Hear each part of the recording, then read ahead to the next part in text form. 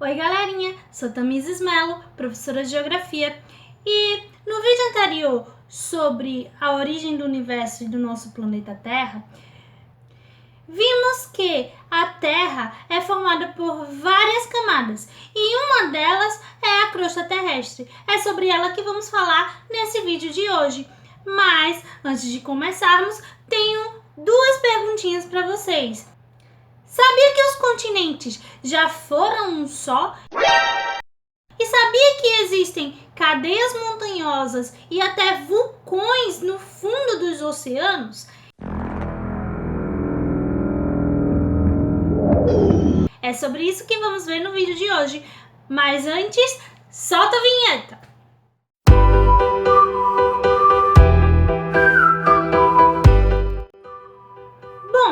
Já vimos anteriormente, a crosta terrestre não é formada por um bloco de rocha lisinha inteirinha, não. Muito pelo contrário, ela é toda rachadinha, onde nos pontos de fissura nós encontramos os vulcões. Mas quem formou essa ideia?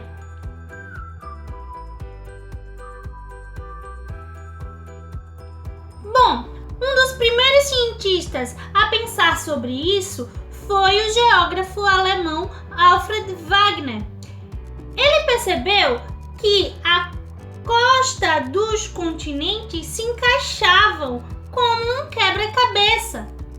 Além disso, em seus estudos, Wegener encontrou fósseis de plantas e animais terrestres em continentes diferentes, como na América do Sul, África, Oceania e Antártica. E ele pensou como um animal terrestre teria atravessado oceanos. Será que foi nadando?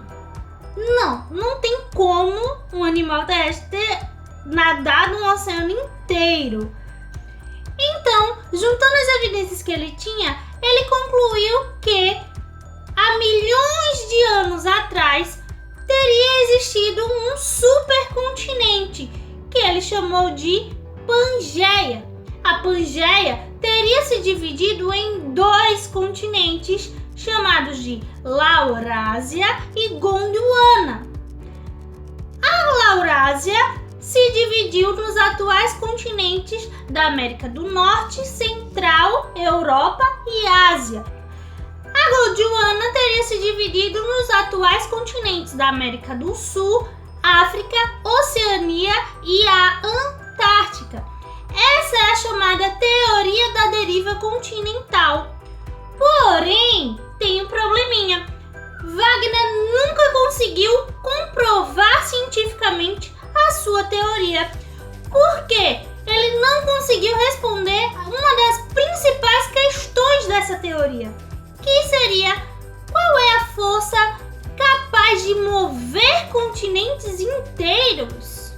Após a Segunda Guerra Mundial, com o surgimento de novas tecnologias, como a do sonar e dos submarinos, se descobriu que no fundo do Oceano Atlântico tem uma grande cadeia montanhosa.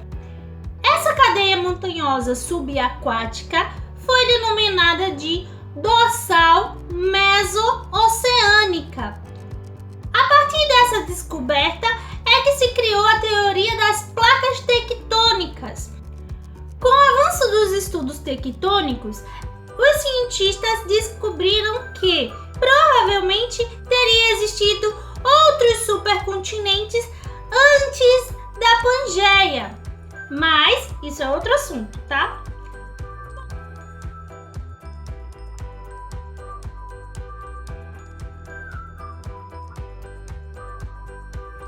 Bom, segundo a teoria das placas tectônicas, a crosta terrestre, ela não é uma rocha inteirinha, não. Ela é formada por 52 placas tectônicas que formam continentes e oceanos. Essas placas se movimentam de forma contínua e lenta sobre o manto terrestre. Esse movimento ocorre constantemente, inclusive nos dias atuais. Um exemplo exemplo disso foi o terremoto que aconteceu no Japão em 2011, de magnitude de 8,9 graus, que afastou para leste a costa japonesa por cerca de 4 metros. Sim, 4 metros, tá? Além disso, esse mesmo terremoto alterou o equilíbrio do nosso planeta Terra e diminuiu alguns milésimos de segundo dos nossos dias. Devido a esse movimento constante das placas tectônicas, os cientistas acreditam que daqui a milhões de anos os continentes terão uma nova configuração, podendo até se unir novamente em uma nova Pangeia, chamada de Pangeia Próxima.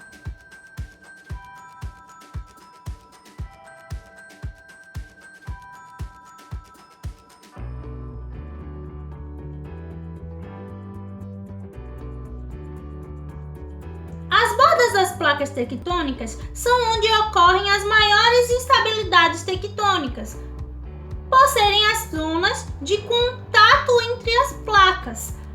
É justamente nas bordas que nós vamos ter os terremotos, maremotos, vulcões e também as cadeias montanhosas, como a Cordilheira do Himalaia, que fica lá no Nepal, onde temos o ponto mais alto do mundo, com cerca de 8.848 metros de altitude.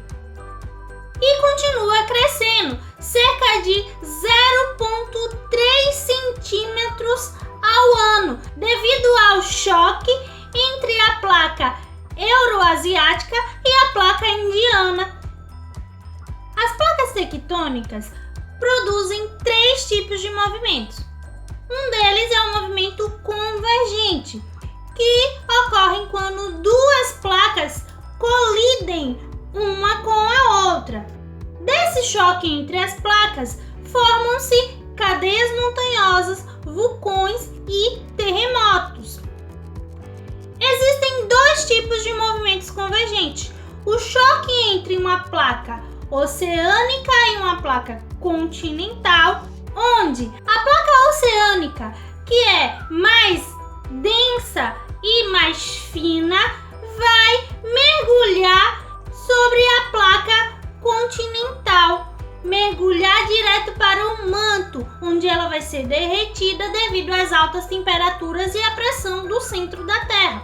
Esse movimento chama-se de subducção e é a partir daí que vão ser criadas as fossas oceânicas, como ocorre na costa do Pacífico da América do Sul, onde a placa de Nazca entra em choque com a placa sul-americana. O choque entre a placa de Nazca e a placa sul-americana é o que gera a Cordilheira dos Andes, na costa oeste da América do Sul, que vai desde a Colômbia até o Chile, com uma grande cadeia montanhosa.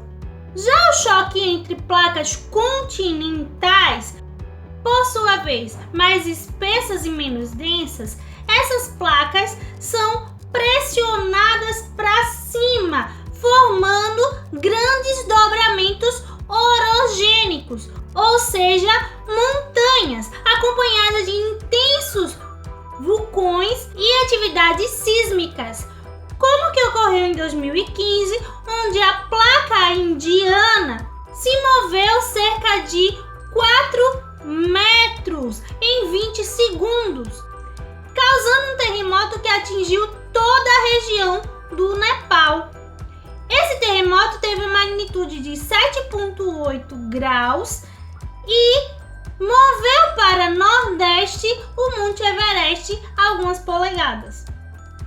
Os movimentos divergentes ocorrem quando duas placas se separam. Desse movimento são formadas as cadeias montanhosas suboceânicas, como a dorsal mesooceânica que eu falei anteriormente, que foi encontrada bem no meio do Oceano Atlântico. Esse movimento também pode formar os chamados rifts, que é quando duas placas continentais se separam. Isso está ocorrendo atualmente com a placa da Somália, que está se separando da placa africana na costa leste do continente. Também nesse movimento divergente podem surgir ilhas vulcânicas, como a ilha de Fernando de Noronha, em Pernambuco, que é formada totalmente por rochas vulcânicas. O terceiro movimento é o movimento conservante, também chamado de concorrente ou transformante. Esse movimento é quando as placas deslizam uma com a outra. Quando conseguem romper o atrito entre as rochas, provocam grandes terremotos. Além disso, esse tipo de movimento também pode causar fissuras e fraturas muito grandes no nosso planeta, principalmente quando ele está ocorrendo em áreas continentais, como a falha de San Andreas, nos Estados Unidos, que tem uma extensão de 1.200 quilômetros de falha tectônica. Então, por que não existe montanhas em terremotos no Brasil? Bom, o Brasil está bem no meio da placa sul-americana e a gente já viu que onde tem as maiores atividades sísmicas e de montanhas vão ser nas áreas das bordas das placas. A gente está aqui no meio, certo? Porém, existem vulcões no Brasil. Mentira! É verdade, existem vulcões no Brasil.